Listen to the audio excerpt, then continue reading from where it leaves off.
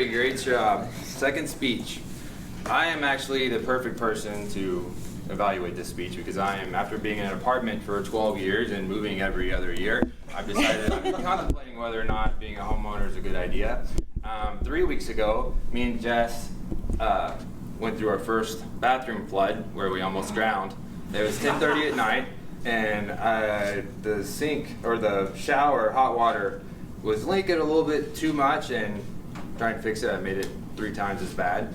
And then we went from having the bathtub about to overflow and flood the rest of the house, we couldn't turn the water off, to a second leak that kind of happened just from sheer panic of under the toilet. And so we had one person, imagine one person holding one leak while the other person's trying to bail water with a bucket that's actually broken. Like one thing after another goes wrong. And so after that point we were thinking, this is why you own a home, because we would know how to turn the water off if it was if we were on a home. So if you ever want to hear that story, Jess is really good at telling it. But then this last week, we had to take in some of our friends because they had power out and had trees down. We got to see how much anyone who's involved with tree removal right now is not starving. And so that's like, talk about a hidden expense you don't see coming. And so when that happened, I got to see what they were getting quoted for some of the work they had to get done. Okay, this is why you live in an apartment.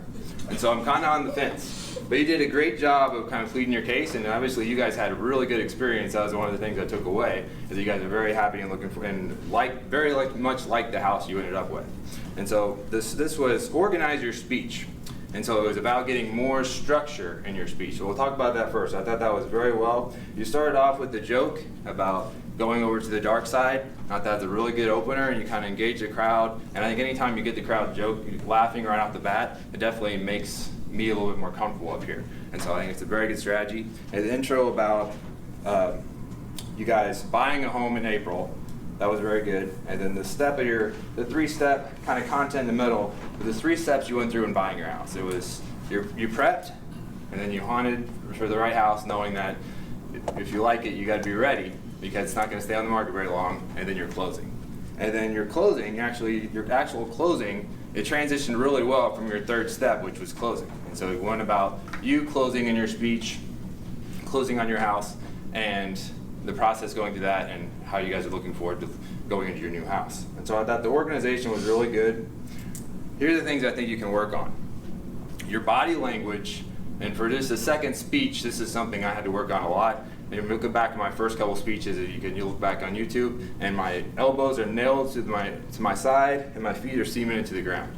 And so I just kind of move like this.